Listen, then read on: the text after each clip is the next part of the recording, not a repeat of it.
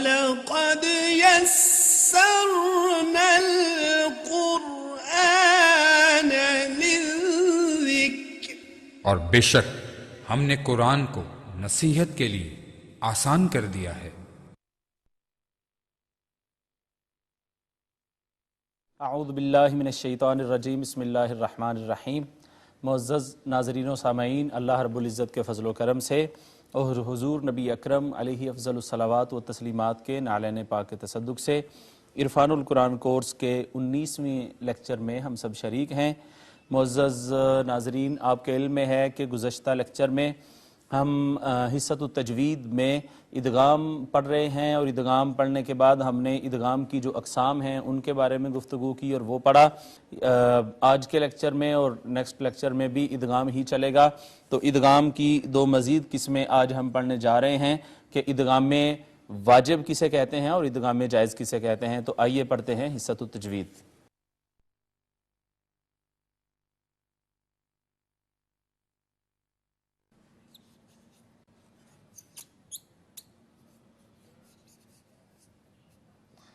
جی، جیسا کہ میں نے عرض کیا کہ ہم آج ادغام پڑھیں گے، تو ادغام میں کی دو اقسام جو آج ہم پڑھنے جا رہے ہیں، ایک کا نام ہے ادغام واجب،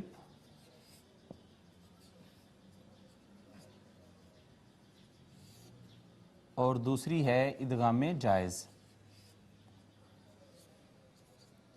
معزز ناظرین، یہ ہم پڑھ چکے ہیں کئی دفعہ کہ ادغام میں ہمیشہ دو حروف ہوتے ہیں، پہلے حرف کو ہم دوسرے حرف میں مدغم کر دیتے ہیں، ضم کر دیتے ہیں، اور عام طور پہ ایسا ہوتا ہے کہ ہمیشہ پہلا حرف جو ہے وہ ساکن ہوتا ہے اور جس میں ادغام کیا جا رہا ہوتا ہے وہ متحرک ہوتا ہے۔ تو ایسا اگر کبھی ہو کہ پہلا حرف ساکن ہو اور دوسرا متحرک ہو، اور ادغام متماثلین آ جائے یا ادغام متجانسین آ جائے، ایسی صورتوں میں جبکہ ہم شکل دو حروف آ جائیں یا ہم مخرج دو حروف آ جائیں تو ضروری ہوتا ہے، بلکہ یہ واجب ہوتا ہے کہ پہلے ساکن حرف کو دوسرے حرف میں ہم مدغم کر دیں۔ اس کی مثال ہم دیکھیں گے، جیسے ہے قد دخل، تو یہاں پہ آپ دیکھیے کہ دو دالیں اکٹھی آ گئی ہیں، ادغام متماثلین بھی ہے اور دونوں دالیں چونکہ ان کا مخرج ایک ہے تو یہ متجانسین بھی ہیں۔ تو اب ان دونوں حروف کو اگر آپ دیکھیں تو پہلا حرف اس میں ساکن ہے، پہلی دال، جبکہ دوسری دال متحرک ہے۔ اگر ایسا ہو کہ پہلا حرف ساکن اور دوسرا متحرک ہو تو لازمی طور پہ اور واجب طور پہ ہم نے اس کو ادغام کرنا ہوتا ہے۔ اب پہلی دال ساکن تھی، دوسری متحرک تھی، پہلی کو دوسری میں ضم کر دیا، یہ قد دخل کی بجائے قد دخل ہو گیا، تو ایسے ادغام کو ہم کہیں گے ادغام واجب، یعنی یہ ادغام کرنا واجب ہوتا ہے پہلے حرف ساکن ہو اور دوسرا متحرک ہو تو۔ اب رہ گئی بات ادغام جائز کی۔ کئی دفعہ ایسا ہوتا ہے کہ پہلا حرف ساکن نہیں ہوتا، دونوں حروف جو ہوتے ہیں وہ دونوں متحرک ہوتے ہیں، ایسی صورت میں بھی کہیں کہیں یہ گنجائش ہے کہ آپ پہلے حرف کو دوسرے میں ضم کر دیں، تو اس کو کہہ دیتے ہیں جی یہ قاعدہ تو نہیں ہے، البتہ یہ ادغام جائز ہے، اگر آپ اس طریقے سے ادغام کرنا چاہیں تو اس میں بھی کوئی برائی نہیں ہے، مگر یہ اکا دکا کوئی الفاظ ہیں عربی میں جو اس طرح استعمال ہوتے ہیں۔ ان میں ایک کی مثال ہم یہاں پہ دیکھ لیتے ہیں۔ آپ دیکھیے یہ ہے مادادا، تو دو دالیں یہاں بھی اکٹھی آ گئی ہیں اور دونوں ہم مخرج بھی ہیں، اس کے بعد یہ ہم نام اور ہم شکل بھی ہیں، لیکن دیکھ لیں پہلا حرف یہاں پہ متحرک نہیں ہے، حرف متحرک نہ ہونے کے باوجود اور اس کو ساکن ہونے کے باوجود بھی ہم نے پہلے حرف کا دوسرے حرف میں ادغام کر دیا، حالانکہ پہلا حرف ساکن تھا، ہم نے پہلے کا دوسرے میں ادغام کر دیا، تو یہ ہو گیا مدہ۔ دو دالیں تھیں، پہلی کو دوسری میں ضم کر دیا تو یہ مدہ ہو گیا۔ ایسی صورت بھی کبھی کبھار جائز ہو جاتی ہے، یا اس کو اس اینگل سے بھی پڑھا اور سمجھا جا سکتا ہے، جی دیکھیں ادغام کے لیے تو پہلا حرف اس کا ساکن ہونا ضروری ہے، لیکن یہاں کیوں ادغام ہو گیا؟ تو ہم کہیں گے کہ کبھی کبھار یہ ادغام بھی جائز ہوتا ہے، اس کو کہتے ہیں ادغام جائز۔ تو معزز ناظرین، آپ نے یہ دیکھا کہ آج ہم نے جو ادغام کی دو اقسام پڑھی ہیں، ان دونوں کا تعلق ادغام متماثلین سے یعنی دو ہم نام حرف ہونے چاہیے، اور ادغام متجانسین سے تھا، یعنی دونوں حروف جو ہیں وہ ہم مخرج ہونے چاہیے۔ تو پہلا حرف اگر ساکن ہو تو تب تو لازمی طور پر اور واجب طور پہ ہم نے اس کا دوسرے حرف میں ادغام کر دینا ہے، اس کو کہتے ہیں ادغام میں واجب۔ اور اگر پہلا حرف بھی متحرک ہو دوسرا بھی متحرک ہو تو پہلے کو دوسرے میں بھی ہم مدغم کر دیتے ہیں، ایسی صورت میں اس ادغام کو کہتے ہیں ادغام میں جائز۔ تو کہیں کہیں عربی میں یہ شذوذ بھی استعمال کیے جاتے ہیں، یعنی قاعدے اور قانون سے ہٹ کے بھی کبھی کبھار تھوڑی بہت بات کی جاتی ہے۔ ہم ہمیشہ بات کرتے ہیں کہ عربی زبان ام اللسان ہے اور بڑی فصیح زبان ہے، اس وجہ سے یہ پوری کی پوری زبان جو ہے یہ قواعد کے اندر اس کو محدود نہیں کیا جا سکتا۔ تو بہت ساری چیزیں تو قواعد کے انڈر آ جاتی ہیں، لیکن بہت ساری چیزیں ایسی بھی ہیں کہ جو قواعد سے تھوڑا ہٹ کے ہمیں ان کو قبول کرنا پڑتا ہے۔ تو ادغام میں واجب اور ادغام میں جائز آج کا یہ ہمارا تجوید کا سبق تھا۔ آئیے چلتے ہیں اپنے سبق کے دوسرے حصے کی جانب۔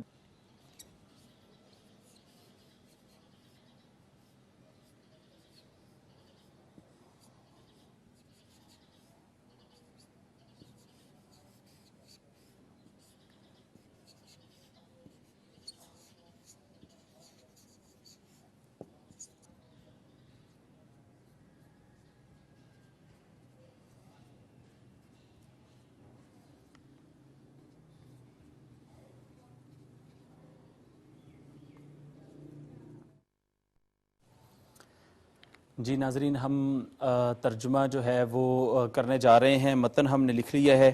آپ کے علم میں ہے کہ قبل اس کے کہ ہم اس کا ترجمہ کریں ہم ہمیشہ پہلے اس کا تلفظ صحیح کرنے کی کوشش کرتے ہیں اور اس کی قرات صحیح کرنے کی کوشش کرتے ہیں، اور موجودہ سبق میں جو بھی تجوید کے احکام ہوتے ہیں ان کو پوائنٹ آؤٹ کرنے کی اور ان کو ریپیٹ کرنے کی کوشش کرتے ہیں۔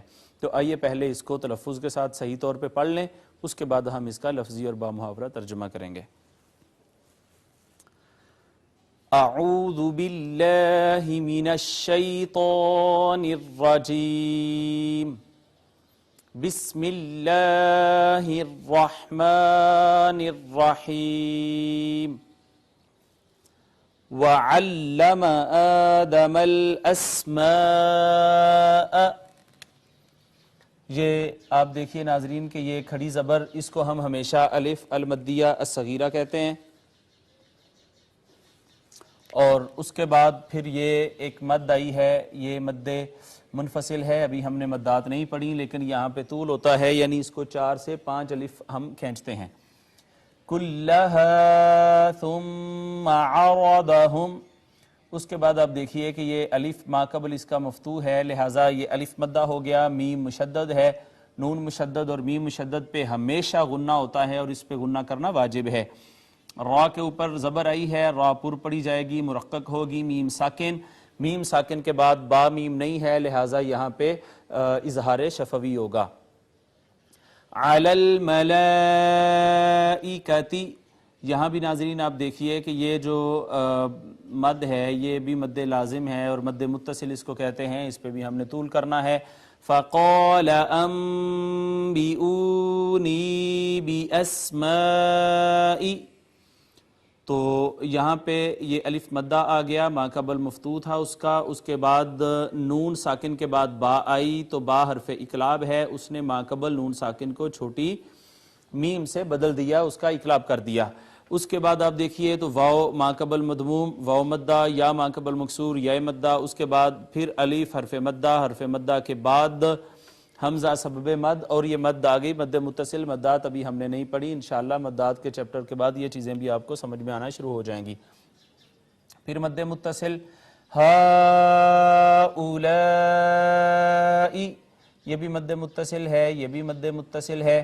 ان کنتم صادقین، جی تو یہاں پہ آپ دیکھیں نون ساکن، یہاں بھی نون ساکن، نون ساکن کے بعد دونوں جگہوں پہ حروف اخفا ہیں، لہٰذا دونوں جگہوں پہ اخفا ہوگا۔ اخفا کہتے ہیں نون کے مخرج میں آواز کو چھپا کر پڑھنا۔ اس کے بعد آپ دیکھیے میم ساکن، پھر میم ساکن کے بعد با میم نہیں ہے، لہٰذا یہ اظہار شفوی، اس کو الف المدیہ صغیرہ کہیں گے۔ یا ساکن تھی، ما قبل مکسور تھا، لہٰذا یہ بھی یا مدہ ہو گئی۔ یہاں ایک مد عارض ہوتی ہے، چونکہ ہم نے مدات نہیں پڑھی تو آپ نے دیکھا ہم نے پہلے بھی یہ بات کی ہے کہ جو چیزیں ابھی ہم نے نہیں پڑھی ان پہ ہم زیادہ زور نہیں دیں گے، جیسے جیسے جو چیزیں ہم پڑھتے چلے جائیں گے ان کو، وہ جب ہمارے سبق میں آئیں گی تو ان کو ہم بہتر طریقے سے دہرانے کی کوشش کریں گے۔ قالوا سبحانک. اب دیکھیے یہ الف مدہ ہے، ما قبل مفتوح، واو مدہ ہے، اس وجہ سے کہ اس کا بھی جو ما قبل ہے وہ مضموم ہے. با آ گئی، حرف کلکلہ. ہم نے 5 حروف پڑھے، قاف، تا، با، جیم اور دال.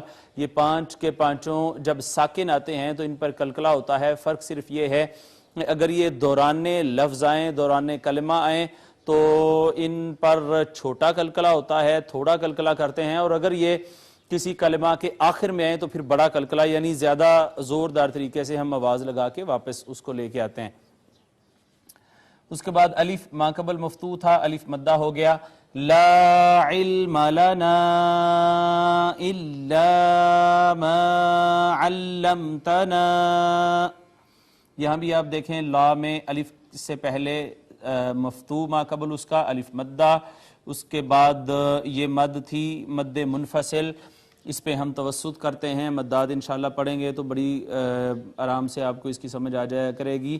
اس کے بعد یہ الف مدہ، یہ بھی الف مدہ، یہ پھر مد آ گئی. آپ نے دیکھا کہ یہاں پہ الف حرف مدہ اور ما، اس کے بعد سب مد حمزہ آ گیا تو یہ بھی مد منفصل ہے. انک انت العلیم الحکیم. تو سامعین یہ دیکھ لیں، آپ یہ سن لیں کہ نون مشدد ہے. یہاں ہم نے بات کی تھی یہاں پہ کہ نون مشدد یا میم مشدد ہو تو دونوں صورتوں پہ ان پہ غنہ کرنا ہر صورت میں واجب ہوتا ہے. اب یہاں پہ ہم نے آواز چھپائی ہے، یہ نون ساکن ہے. نون ساکن اور نون تنوین پہ آواز چھپانے کو اخفا کہتے ہیں. نون مشدد اور میم مشدد پر آواز چھپانے کو غنہ کہتے ہیں. آپ نے دیکھا کہ یہ یا تھی، یا ساکن تھی، ما قبل اس کا مکسور ہے لہٰذا یہ یا مدہ ہے. اس کے بعد حکیم میں بھی یا ساکن ما قبل مکسور ہے، یہ بھی یا مدہ ہے. قال یا آدم، یہاں آپ دیکھیں یہاں بھی الف جو ہے وہ ما قبل مفتوح ہے، الف مدہ ہے. یہ یا آدم میں یہ جو کھڑی زبر آئی ہے آپ نے دیکھا، یہ کھڑی زبر اس کو الف المدیہ صغیرہ کہتے ہیں، اور اس کے اوپر جو مد آئی ہے اس سے پہلے یا کے اوپر وہ مد مد متصل ہے.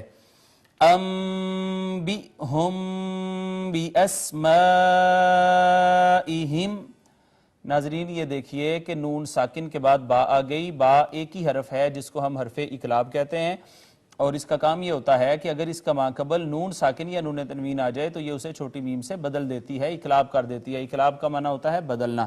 تو با سے پہلے نون ساکن آ گیا تھا، با نے اس کو چھوٹی میم سے بدل دیا. اب انبئہم کی بجائے انبئہم پڑھیں گے.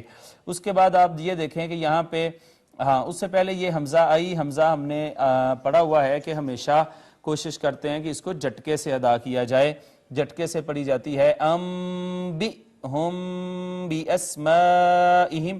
تو آپ دیکھیں کہ یہاں میم ساکن کے بعد با آ گئی. میم ساکن کے بعد با آئے تو یہ ہوتا ہے اخفاء شفوی، یعنی اس پہ بھی آواز کو چھپا کے پڑھتے ہیں.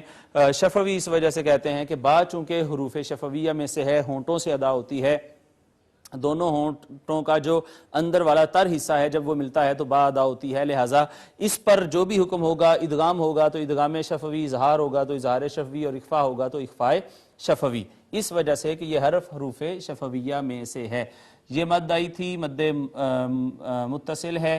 میم ساکن کے بعد آپ دیکھیں نہ با ہے کہ اس کو ہم اخفاء شفوی کہیں، نہ میم ہے کہ اس کو ہم ادغام شفوی کہیں.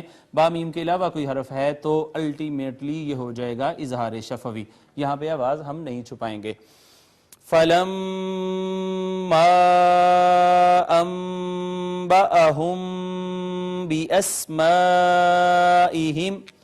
ناظرین یہ دیکھیں میم کے اوپر پھر شد آ گئی. ہم نے پڑھا ہوا ہے کہ میم مشدد اور نون مشدد پر ہر صورت میں غنہ ہونا ہے.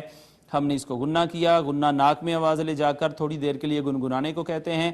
اس کے بعد اس کے اوپر مد ہے، مد منفصل ہے، اور نون ساکن کے بعد آ گئی با. یہاں بھی ہم نے یہی بات کی کہ نون ساکن کے بعد با آئے تو با اپنے ماقبل کو چھوٹی میم سے بدل دیتی ہے، اقلاب ہو جاتا ہے. یہاں بھی اقلاب ہوا. پھر میم ساکن کے بعد با آئی تو یہاں پہ اخفاء شفوی ہو گیا. پھر یہ مد متصل آ گئی. میم ساکن کے بعد با میم نہیں ہے لہٰذا یہ بھی اظہار شفوی. قال الم اقل لکم. یہاں آپ دیکھیں قال میں الف کا ماقبل مفتوح تھا، یہ الف مدہ. اس کے بعد میم ساکن کے بعد میم یا با نہیں ہے، یہ اظہار شفوی.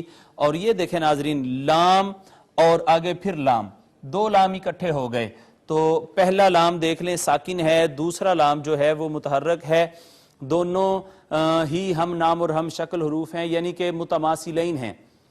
اور دونوں حروف ادغام متماثلین، قاعدہ آپ نے پڑھا ہے کہ دو ہم نام اور ہم شکل حروف اگر اکٹھے آ جائیں، پہلا ساکن ہو دوسرا متحرک ہو، تو پہلے کو دوسرے میں ہم ضم کر دیں گے.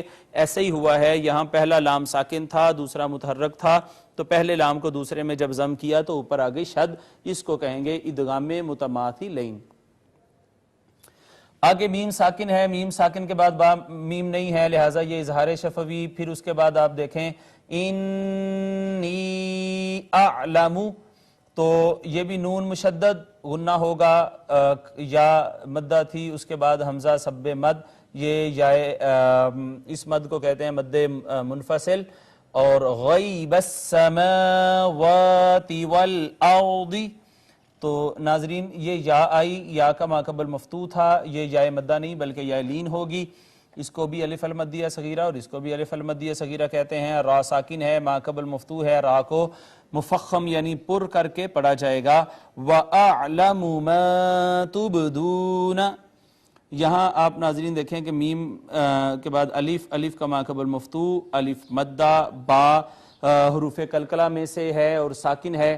ہم نے یہ پڑھا ہے کہ حروف قلقلہ اگر دوراننے کلمہ آ جائیں تو ان پہ ذرا چھوٹا قلقلہ کرتے ہیں، آواز لگ کے واپس آتی ہے. تُبْدُونَ، تُبْدُونَ.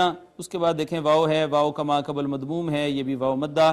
وَمَا كُنْتُمْ تَكْتُمُونَ، یہ دیکھیے کہ الف مدہ ہے، اس کے بعد نون ساکن، نون ساکن جو ہے اس پر ہوگا اخفا ہوگا.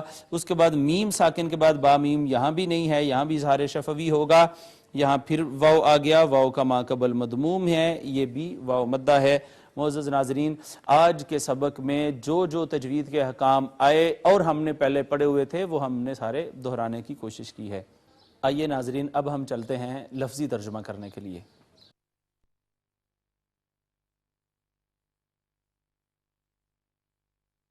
واو کا ترجمہ ہمیشہ ہم کرتے ہیں. اور علمہ آپ دیکھ لیں شروع میں حمزہ تا یا نون علامت مضارع نہیں ہے، لہٰذا یہ فعل ماضی. اس کے بعد فعل ماضی کی پہچان اب میں امید کرتا ہوں کہ آپ کو ہو چکی ہوگی. آپ دیکھ لیں کہ حاضر کا صیغہ میں سے نہیں ہے، یعنی انڈ پہ تا تما تم تی تما تنا نہیں ہے، لہٰذا یہ حاضر کا صیغہ نہیں ہے. اس کے بعد اگلی چیز آپ یہ دیکھیں کہ اس کے آگے الف نہیں ہے، واو نون نہیں ہے، لہٰذا یہ تثنیہ اور جمع کا صیغہ بھی نہیں ہے. الٹیمیٹلی ایک کی صیغہ بچتا ہے جو سب سے پہلا صیغہ ہے، اور اس کو کہتے ہیں واحد مذکر غائب. علمہ، وا اور علمہ، اس ایک نے سکھا دیا، اس نے سکھا دیا.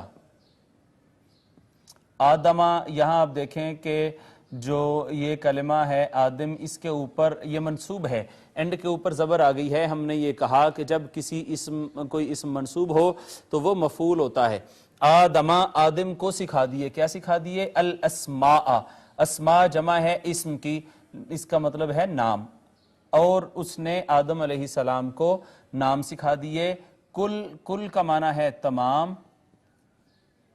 ہا اس میں ضمیر ہے، واحد مؤنث غائب کی ہم پڑھ چکے ہوئے ہیں یہ ضمیریں، واحد مؤنث غائب کی یہ ضمیر ہے. کلہا، اس ضمیر کا مرجع ہے الاسماء.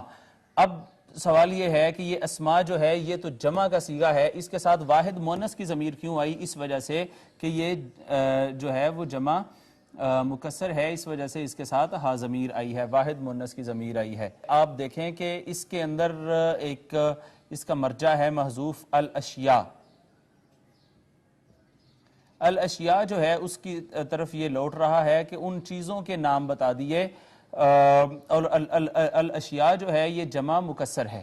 الاشیاء جو ہے یہ جمع مکسر ہے، لہٰذا جمع مکسر کے ساتھ ہمیشہ واحد مؤنث کا صیغہ آتا ہے. اور اس نے سکھا دیے آدم علیہ السلام کو نام تمام ان چیزوں کے. ثم کا معنی ہوتا ہے پھر عارضہ. آرادہ فعل ماضی ہے، یہ بھی صیغہ ہے پہلے ہی آرادہ، آرادہ، آرادو، واحد مذکر غائب کا. آرادہ عرض کرنا، پیش کرنا، سامنے رکھنا، سامنے آنا، اسی سے معرض ہوتا ہے، ایگزیبیشن کو کہتے ہیں. اسی سے ہوتا ہے عرضی، یعنی درخواست جو آپ کسی کے سامنے پیش کرتے ہیں. اسی سے کہتے ہیں جی مارز وجود میں آئی ہے، یعنی وجود اپنا وجود کے طور پر سامنے آئی ہے. ثم پھر عارضہ اس نے پیش کیا یعنی اللہ رب العزت نے پیش کیا. ہم اس میں ضمیر ہے، جمع مذکر غائب کا یہ صیغہ ہے، اس کا بھی مرجع الاشیاء ہے، لیکن سوال یہ پیدا ہوتا ہے کہ یہاں پہ مرجع ہا تھا، یہاں پہ مرجع ہم ہو گیا، یہ کیوں؟ تو ناظرین یہاں جو ہا کہا وہ اس اعتبار سے کہا کہ لفظ جمع مکسر ہے، لیکن جب ہم کے ساتھ ہم نے کہا کہ جی ہم بھی الاشیاء کا مرجع بھی الاشیاء ہی ہے، تو اس کا مطلب یہ ہوا کہ اب لفظ کی طرف اشارہ نہیں ہے، اب اشیاء کی جو اپنی ماہیت ہے، اپنی جو شکل ہے، اپنا جو سٹرکچر ہے اور اٹ سیلف جو اشیاء ہیں ان کی طرف یہ اشارہ ہو رہا ہے. اور ان اشیاء کو کہا جا رہا ہے کہ وہ ساری کی ساری چیزیں ان کے سامنے پیش کی. کن کے سامنے؟ علا کا معنی ہوتا ہے پر یا اوپر، یہ ہم ہمیشہ پڑھتے ہیں. الملائکہ، ملائکہ جمع ملک کی، ملک کا معنی ہے فرشتہ، تو فرشتوں کے اوپر یعنی فرشتوں کے سامنے ان کو پیش کیا. فا کا معنی ہوتا ہے پس. میں نے کہا تھا کہ عام طور پہ اس کا معنی پس کا مطلب پھر کے معنی میں ہوتا ہے. پھر کیا ہوا؟ قال فعل ماضی ہے، یہ بھی واحد مذکر غائب کا صیغہ، کئی مرتبہ ہم پڑھ چکے. اس نے کہا، پھر اس نے کہا، اللہ رب العزت نے فرمایا. کیا فرمایا؟ انبئونی. انبئو یہ نبا ینبئو سے ہے، خبر دینا. پہلے یہ لفظ ہم پڑھ چکے ہیں. نبی لفظ بھی اسی سے ہے، خبر دینے والے کو کہتے ہیں. انبئو یہ فعل امر ہے اور جمع مذکر حاضر کا صیغہ ہے. اس کے بعد نون وقایا اور یا متکلم. انبئو تم سب خبر دو،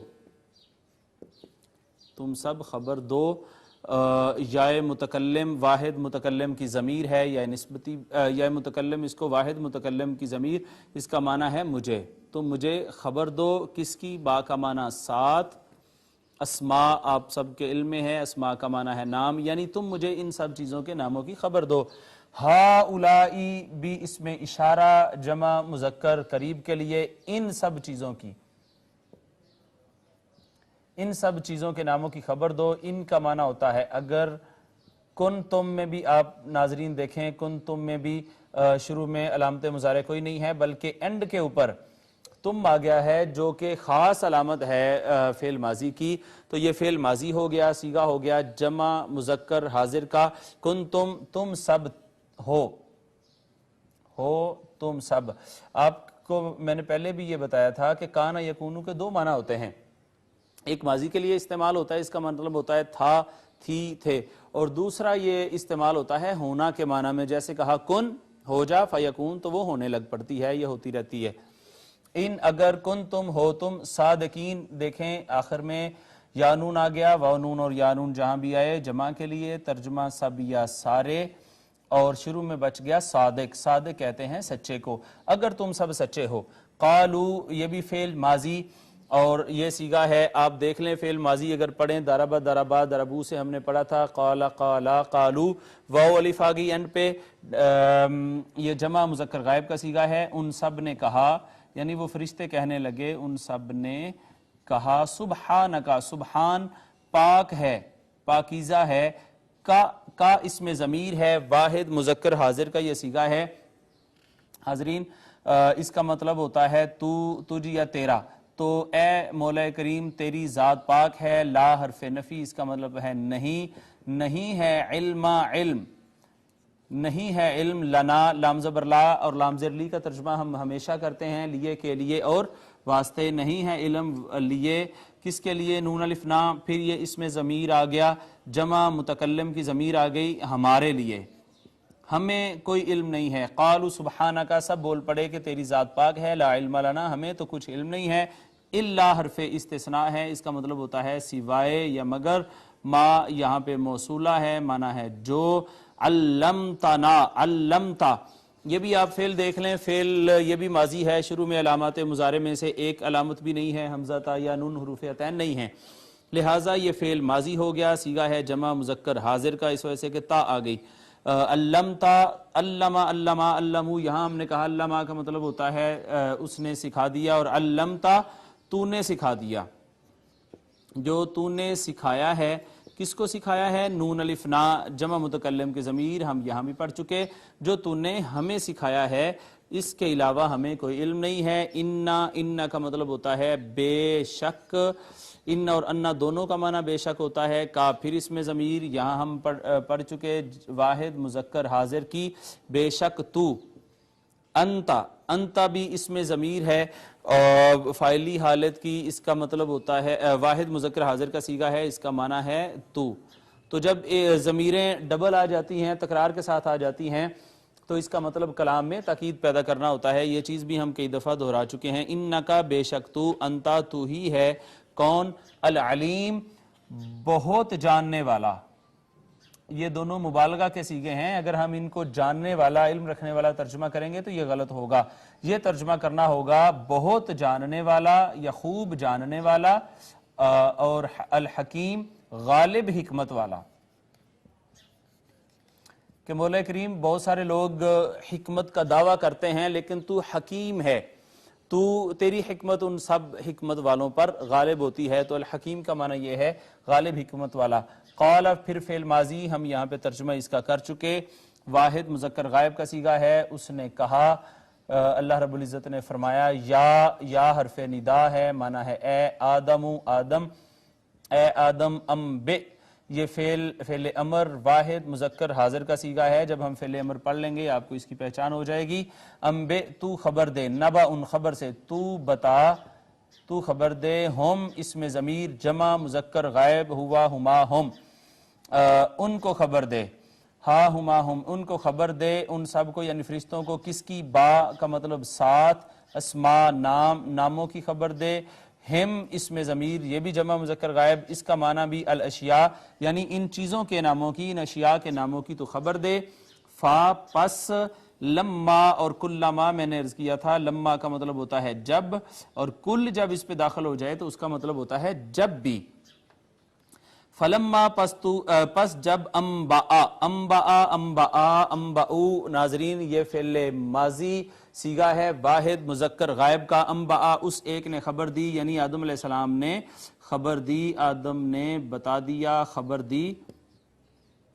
ہم اس میں ضمیر جمع مذکر غائب کی، اس کا ترجمہ ہے ان سب کو جب ان کو خبر دی، باسات اسماء ناموں کی، کس کے ناموں کی؟ ہم پھر اس میں ضمیر جمع مذکر غائب کا صیغہ، ان کے ناموں کی، ان چیزوں کے ناموں کی جب خبر دی تو قال اللہ رب العزت نے فرمایا، فعل ماضی واحد مذکر غائب، اس نے کہا، حرف استفہام ہے، اس کا مطلب ہوتا ہے کیا؟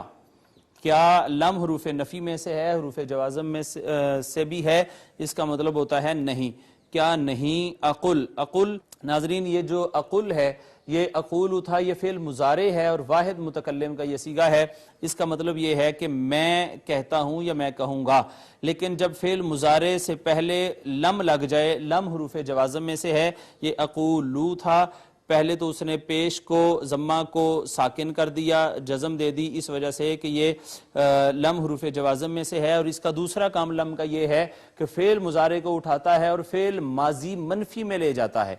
تو علم کیا نہیں، اقل میں کہتا تھا، کیا میں نہیں کہتا تھا، علم کیا نہیں، اقل میں کہتا تھا۔ یہ بات یاد رکھ لیں، ہم مضارع کمپلیٹ کرنے کے بعد تغیرات مضارع پہ آئیں گے تو یہ چیزیں ہم پڑھیں گے۔ اب کوئی کہے کہ جی یہ فعل مضارع ہے تو اس کا کہتا تھا کیوں ترجمہ کیا ماضی میں، تو اس کا جواب یہ ہے کہ لم کی جو مانوی عمل ہے اس نے فعل مضارع کو ماضی منفی میں لے گیا۔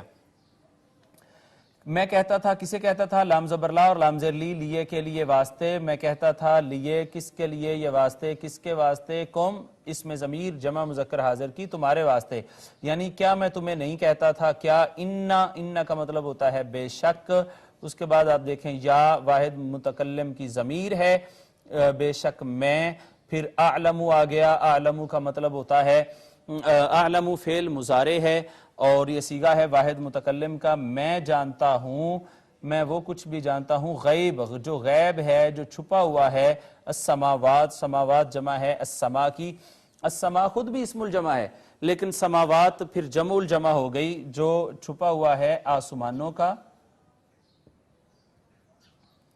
والارض اور زمینوں کا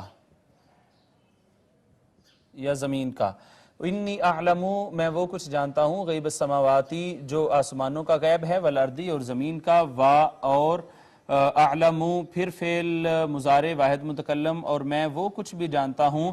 یہ جو اسم ہوتا ہے یہ اعلم اس میں تفضیل کا صیغہ ہے. اس میں کمپیریٹیولی فضیلت بیان کی جاتی ہے کہ وہ بھی جانتے ہیں تم بھی جانتے ہو. اعلم میں تم سب سے زیادہ جانتا ہوں. ایک ہوتا ہے کبیر، کبیر کہتے ہیں بڑے کو، ایک ہوتا ہے اکبر، اعلم کے وزن پر سب سے بڑا. تو یہ اس میں تفضیل اور میں وہ کچھ بھی جانتا ہوں، میں جانتا ہوں. ما آگے موصولہ ہے، اس کا مطلب ہوتا ہے جو. تبدونا ناظرین یہاں آپ دیکھ لیں جو ہم بات کر رہے ہیں. تبدونا فعل شروع میں تا آ گئی، تا علامت مضارع ہے میں سے ہے. تا کا مطلب ہوتا ہے تم، حاضر کے لیے یہ آتی ہے. اور واو نون اینڈ پہ آ گئی، یہ جمع کے لیے آتی ہے. ویسے اگر ہم دیکھیں فعل مضارع ہم پڑھنے جا رہے ہیں ایک دو سبق تک، تو تبدونا ٹوٹلی اگر ہم پڑھیں تو یہ جمع مذکر حاضر کا صیغہ ہے. تا کا معنی تم، واو نون کا معنی سب یا سارے. بدا یبدو کا مطلب ہوتا ہے ظاہر کرنا. وَأَعْلَمُ اور وہ کچھ بھی جانتا ہوں، ما جو تبدونا تم سب ظاہر کرتے ہو. واو کا معنی اور، ما کا معنی پھر جو ما موصولہ ہے. کن تم تکتمون، کن تم فعل ماضی صیغہ جمع مذکر حاضر کا، اس کا معنی ہے تھے تم. تکتمون پھر فعل مضارع آ گیا جمع مذکر حاضر کا، تا علامت مضارع حاضر کی، معنی ہے تم. اس کے بعد واو نون جمع کے لیے، سب کے لیے، معنی سب یا سارے. درمیان میں آ گیا کتما، کتما کا مطلب ہوتا ہے چھپانا، جو تم سب چھپاتے ہو. لیکن جب کان یکونو آ جاتا ہے فعل مضارع پر تو وہ اس کو ماضی استمراری میں لے جاتا ہے، پاسٹ کنٹینیوس میں لے جاتا ہے. تو اس کا مطلب یہ ہو جاتا ہے جو تم چھپا رہے تھے. تو ناظرین یہ آج کا لفظی ترجمہ تھا جو ہم نے کمپلیٹ کیا. اب آئیے عرفان القرآن کا ہم بامحاورہ ترجمہ پڑھتے ہیں. وَعَلَّمَ آدَمَ الْأَسْمَاءَ كُلَّهَا ثُمَّ عَرَضَهُمْ عَلَى الْمَلَائِكَةِ فَقَالَ أَنْبِئُونِي بِأَسْمَاءِ هَؤُلَاءِ إِن كُنتُمْ صَادِقِينَ.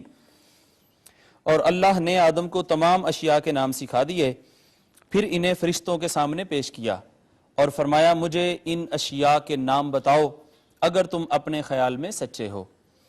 قالوا سبحانك لا علم لنا الا ما علمتنا انك انت العلیم الحکیم. فرشتوں نے عرض کیا تیری ذات پاک ہے، ہمیں کچھ علم نہیں مگر اسی قدر جو تو نے ہمیں سکھایا ہے، بے شک تو ہی جاننے والا حکمت والا ہے. قال يا آدم أنبئهم بأسمائهم فلما أنبأهم بأسمائهم قال ألم أقل لكم إني أعلم غيب السماوات والأرض وأعلم ما تبدون وما كنتم تكتمون. اللہ رب العزت نے فرمایا اے آدم انہیں ان اشیاء کے ناموں سے آگاہ کرو. پس جب آدم نے انہیں ان اشیاء کے ناموں سے آگاہ کیا تو اللہ نے فرمایا کیا میں نے تم سے نہیں کہا تھا میں آسمانوں اور زمین کی مخفی حقیقتوں کو جانتا ہوں اور وہ بھی جانتا ہوں جو تم ظاہر کرتے ہو اور جو تم چھپاتے ہو. معزز ناظرین یہ آج کے ہمارے 19ویں لیکچر کا بامحاورہ اور لفظی ترجمہ تھا. اب آئیے اس کی مختصر سی تفسیر کر کے حصۃ القواعد کی جانب بڑھتے ہیں. تو اب ہم شروع کرتے ہیں حصۃ التفسیر کو.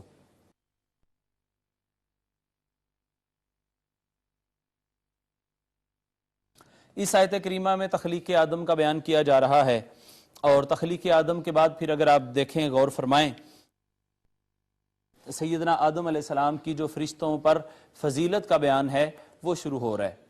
سب سے پہلی بات تو معزز ناظرین تفسیر الدر المنثور میں ہے جس کو تبیان القرآن میں بھی نقل کیا گیا. وہ امام ابن سعد، امام ابو یعلا اور امام بہقی فرماتے ہیں کہ سیدنا ابو ہریرہ رضی اللہ تعالیٰ عنہ سے روایت ہے کہ رسول اللہ صلی اللہ تعالیٰ علیہ وسلم نے فرمایا اللہ تعالیٰ نے آدم کو مٹی سے پیدا کیا، پھر اس کو کیچڑ یعنی گیلی مٹی مٹی کر دیا، پھر اس کو کیچڑ کر دیا، پھر اس کو چھوڑ دیا حتیٰ کہ سیاہ گارا ہو گئی، پھر اللہ رب العزت نے اس سے آدم کا پتلا بنایا اور ان کی صورت بنائی، پھر اس کو چھوڑ دیا حتیٰ کہ وہ خشک ہو کر بجنے والی مٹی کی طرح ہو گیا۔ ابلیس اس پتلے کے پاس سے گزر کر کہتا تھا کہ یہ کسی امر عظیم کے لیے بنایا گیا ہے۔ اسی طرح پھر اللہ رب العزت نے ان میں اپنی پسندیدہ روح پھونک دی اور اس روح کا اثر سب سے پہلے ان کی آنکھوں اور نتنوں میں ظاہر ہوا، ان کو چھینک آئی اور انہوں نے الحمدللہ کہنے کا، اللہ رب العزت نے ان کو الحمدللہ کہنے کا القاء کیا، انہوں نے الحمدللہ کہا۔ اللہ رب العزت نے فرمایا یرحمک اللہ، پھر اللہ تعالیٰ نے فرمایا اے آدم اس جماعت کے پاس جاؤ اور ان سے بات کرو۔ دیکھو یہ کیا کہتے ہیں، حضرت آدم علیہ السلام ان فرشتوں کے پاس گئے اور السلام علیکم ورحمۃ اللہ کہا، پھر حضرت آدم اللہ تعالیٰ کے پاس گئے، اللہ تعالیٰ نے فرمایا انہوں نے کیا کہا، حالانکہ اللہ تعالیٰ کو خوب علم ہے۔ حضرت آدم علیہ السلام نے کہا اے باری تعالیٰ میں نے ان کو سلام کہا، انہوں نے وعلیکم السلام ورحمۃ اللہ کہا۔ اللہ تعالیٰ نے فرمایا اے آدم یہ تمہارا اور تمہاری اولاد کا سلام کرنے کا طریقہ ہے۔ معزز ناظرین، یہاں پہ اگر ہم توجہ کریں تو یہاں پہ اللہ رب العزت آدم علیہ السلام کی فضیلت کو بیان فرما رہا ہے کہ جب فلما انبأہم باسمائہم، آدم علیہ السلام نے ان سب چیزوں کے نام بتا دیے، اور یہاں بتایا کہ آدم علیہ السلام کو سکھا دیے گئے ان سب اشیاء کے نام۔ اب یہاں پہ بہت بحث ہوتی ہے، کچھ کہتے ہیں جی دیکھیں ایک نقطہ نظر یہ ہے کہ یہ فقط چیزوں کے نام بتا دیے گئے تھے۔ شیخ الاسلام ڈاکٹر محمد طاہر القادری اس کو بہت خوبصورت طریقے سے بیان فرماتے ہیں۔ آپ نے کہا کہ دیکھیں تفسیر قرطبی کا انہوں نے حوالہ دیا اور انہوں نے کہا کہ علمہ اسماء جمیع الاشیاء کلہا جلیلہا و حقیرہا، کہ اللہ تعالیٰ نے حضرت آدم کو تمام اشیاء و موجودات کے نام سکھا دیے، خواہ وہ بڑی تھیں یا چھوٹی۔ اور اگلی بات آپ یہ فرماتے ہیں کہ دیکھیں یہ ضروری یہ بنائے فضیلت یہ چیز سمجھ نہیں آتی کہ فقط نام بتا دیے جائیں اور کہا جائے کہ چونکہ آدم علیہ السلام کو ان چیزوں کے نام آتے ہیں تو اب آپ ان کو جو ہے وہ سجدہ کریں۔ اگلی آیات میں وہ آ رہا ہے، شیخ الاسلام ڈاکٹر طاہر القادری فرماتے ہیں، وہ تفسیر منہاج القرآن میں وہ کہتے ہیں جی دیکھیں آدم علیہ السلام کو صرف اور صرف ان چیزوں کے نام نہیں بتائے گئے تھے، بلکہ ان چیزوں کے ناموں کی پہچان، ان چیزوں کی ماہیت، ان چیزوں کی کیفیت، ان چیزوں کا میٹیریل، ان چیزوں کا فنکشن، ان کا آگے کام، وہ کہاں سے بنی چیزیں، کیسے بنی، آگے کام کیا آتی ہیں اور کس کس کام میں آئیں گی، اور دنیا و ما فیہا میں جو کچھ تھا سب کا علم اللہ رب العزت نے دے دیا۔ تو یہاں علم آدم الاسماء کلہا سے مراد صرف اور صرف ناموں کا جاننا نہیں ہے، بلکہ ناموں کے ساتھ ساتھ ان چیزوں کی ماہیت، کیفیت اور ان کے سٹرکچر، ان کی شکل، ان کی شیپ اور ان کے فنکشن، ان تمام چیزوں کو جاننا، یہ علم آدم الاسماء کلہا کا صحیح طور پہ معنی ہے۔ یہی تو وجہ ہے کہ بعد میں سیدنا آدم علیہ السلام کو اسی چیز پر فلما آدم الاسماء فلما انبأہم باسمائہم، فلما انبأہم باسمائہم، جب آدم علیہ السلام نے وہ ساری چیزیں بیان کر دیں تو اللہ رب العزت نے فرمایا دیکھو الم اقل لکم، میں تمہیں نہیں کہتا تھا کہ انی اعلم ما لا تعلمون ما تبدون وما کنتم تکتمون، میں وہ کچھ جانتا ہوں جو تم ظاہر کر رہے ہو اور جو تم چھپا رہے تھے۔ اب یہاں اللہ رب العزت نے علم کو بنائے فضیلت آدم اور وجہ استحقاق خلافت آدم بیان کیا ہے۔ یہ آج کی ہماری تفسیر تھی۔ آئیے چلتے ہیں آج کے لیکچر کے اگلے حصے کی جانب۔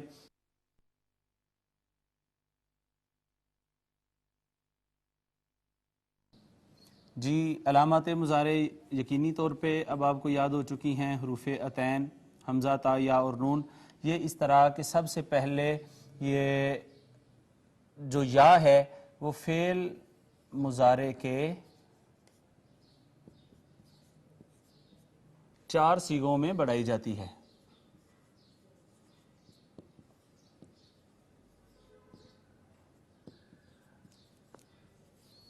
فعل مضارع کے 4 صیغوں میں بڑھائی جائے گی۔ وہ صیغے کون کون سے ہیں؟ وہ فعل مذکر کے پہلے تو غائب 3 صیغے غائب کے،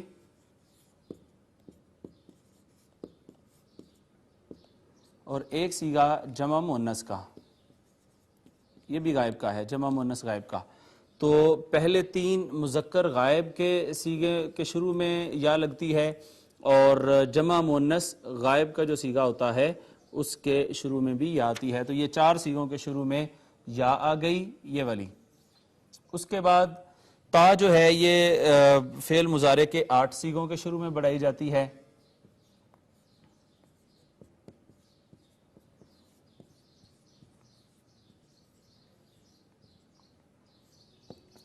وہ 8 سیگے کون سے ہیں؟ ایک واحد مؤنث غائب کا، ایک تثنیہ مؤنث غائب کا، اور اسی طرح 6 سیگے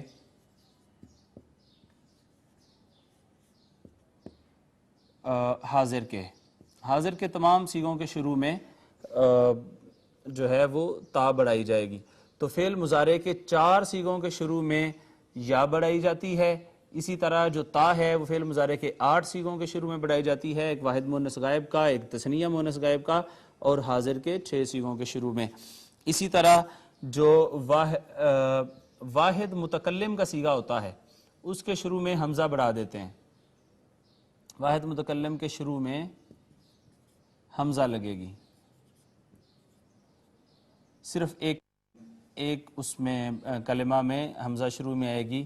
اسی طرح جو جمع متکلم کا سیگا ہوتا ہے اس کے شروع میں نون لگتی ہے. جمع متکلم کے شروع میں، جیسے فعل ماضی کے آخری جمع متکلم کے سیگے میں نون الف نا اینڈ پہ آیا تھا، اسی طرح جمع متکلم کے جو شروع کا سیگا ہے فعل مضارع کا، جو جمع متکلم کا سیگا ہے فعل مضارع کا، اس کے شروع میں نون بڑھائی جاتی ہے. تو یہ آپ نے دیکھا کہ حمزہ جو تھی وہ جمع متکلم کے شروع میں آ گئی، تا جو تھی وہ فعل مضارع کے 8 سیگوں کے شروع میں آ گئی، واحد مؤنث غائب، تثنیہ مؤنث غائب، اور 6 سیگے حاضر کے، 3 مذکر حاضر اور 3 مؤنث کے. اسی طرح اس کے بعد آگے جو ہے یا تھی، یا فعل مضارع کے 4 سیگوں کے شروع میں آئی، 3 سیگے جمع مذکر غائب کے اور 1 سیگا جمع مؤنث غائب کا. اس کے بعد جو نون ہے وہ جمع متکلم کے شروع کے سیگے میں آئی ہے. آخری بات جو ہے وہ یہ ہے کہ یہ شروع میں جب کلمات آئیں گے تو یہ ان کی ترتیب ہے.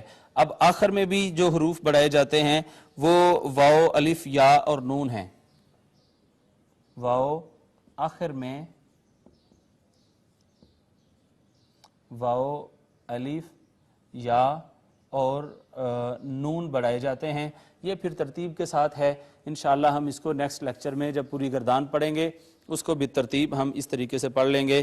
یہ ہمیں یاد رکھنا چاہیے کہ جیسے ہم نے ماضی کا پڑھا تھا، ابواب پڑھے تھے اور کہا تھا کہ فعل ماضی جو ہوتا ہے وہ مفتوح العین بھی ہوتا ہے، مکسور العین بھی ہوتا ہے اور مضموم العین بھی ہوتا ہے.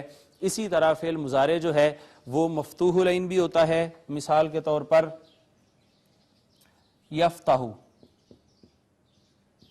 تو یہ دیکھیں آپ مفتوح العین ہے. اسی طرح مکسور العین بھی ہوتا ہے، جیسے یضرب، یہ کسرہ آ گئی ہے ان کلمہ کے نیچے. اور اسی طرح یہ مضموم العین بھی ہوتا ہے، جیسے کرم یکرم. جی تو آپ دیکھیں کہ فعل ماضی مضارع کے تین جو ہم نے سیغے لکھے ہیں، ایک مفتوح العین ہے، دوسرا مکسور العین ہے اور تیسرا مضموم العین ہے. تو فعل ماضی کی طرح فعل مضارع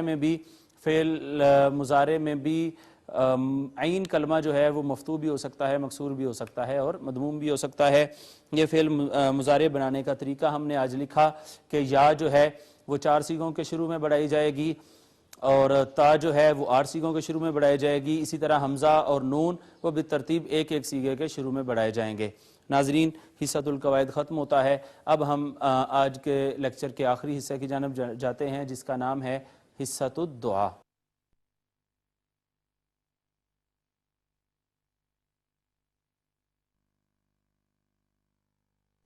اللہم انی اعوذ بک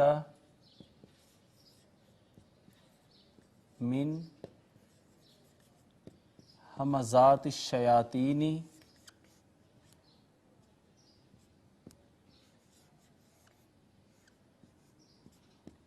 وأعوذ بک ان یحضرونی۔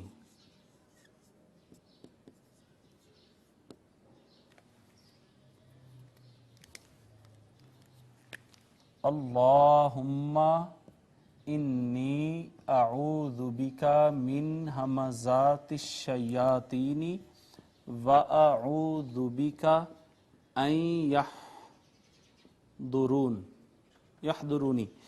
تو اس کا ترجمہ ناظرین ہم یہ کرتے ہیں، اللہم اے ہمارے اللہ، انی بے شک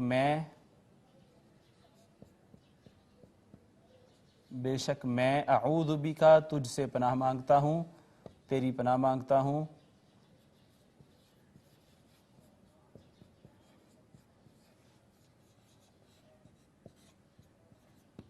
شیطانوں کی چھیڑ سے، وَأَعُوذُ بِكَ اور میں تیری پناہ مانگتا ہوں،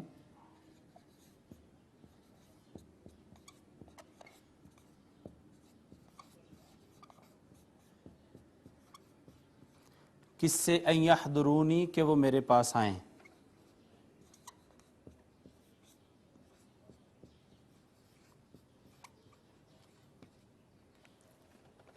جی ناظرین، وضو کی دعا ہم نے لکھی اور پڑھی، اس کا ترجمہ بھی کیا، اللہم انی اعوذ بکا، اے میرے اللہ میں پناہ مانگتا ہوں تجھ سے، من ہمزات الشیاطین شیطانوں کی چھیڑ سے، واعوذ بک ان یحضرونی اور میں تجھ سے پناہ مانگتا ہوں کہ وہ میرے پاس آئیں۔ تو ناظرین، آج کا 19واں لیکچر جو ہے وہ ہم نے آج مکمل کیا ہے۔ آج کی اس نشست میں اور اس لیکچر میں ہم نے سب سے پہلے تجوید میں ادغام واجب اور ادغام جائز کے بارے میں پڑھا، اس کے بعد ہم نے ترجمہ اور تفسیر کیا، ترجمہ تفسیر کے بعد فعل مضارع کے بنانے کا طریقہ، کہ علامات مضارع کہاں اور کتنے کتنے صیغوں کے شروع میں لگائی جاتی ہیں، اور آخر میں آج کے سبق میں ہم نے حصۃ الدعا کے طور پر وضو شروع کرتے وقت کی دعا پڑھی ہے۔ اللہ رب العزت ہمیں ان چیزوں کو سمجھنے اور یاد رکھنے کی توفیق عطا فرمائے۔ وما علی الا البلاغ۔ لا إله إلا هو الرحمن الرحيم الملك القدوس السلام المؤمن المهيمن العزيز الجبار المتكبر الخالق